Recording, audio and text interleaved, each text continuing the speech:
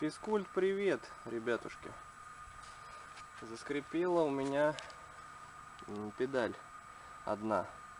Вначале думал, что в каретке проблема, но потом почитал интернеты, посмотрел видосики на ютубе и понял, что когда скрипит одна педаль, это не каретка. Если проблема в каретке, то скрипят обе педали, либо при вращении просто звук щелканье какой-то, что-то. У меня был именно вот скрип. Пришел к выводу, что проблема вот в этом месте, где крепится шатун к звездочке или там каретке, если с другой стороны. Значит, снимаем заглушку для того, чтобы устранить этот скрип. Вот здесь внутри находится гайка.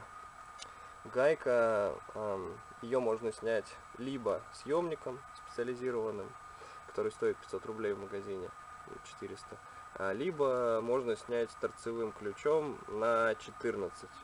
Это я уже проверил. Снял эту гайку, открутил, протер ее как следует. Там был песочек, я его вычистил тряпочкой, прикрутил обратно, затянул хорошенько. То же самое проделал с обратной стороны, и все, скрип ушел. Как понять, что проблема именно в гайке шатуна, а не в подшипнике каретки, который вот тут находится, внутри каретки?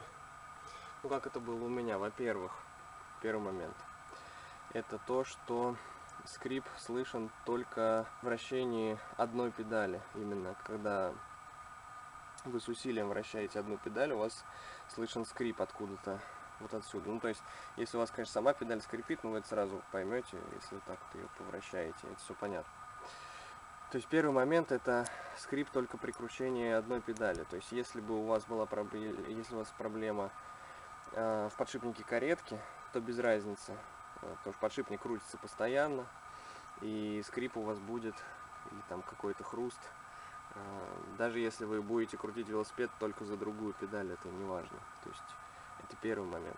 И второй момент, который был у меня, это скрип был именно при усилии.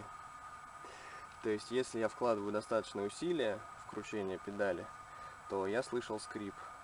Соответственно, если крутил слабенько, то скрипа не было. То есть вот два момента.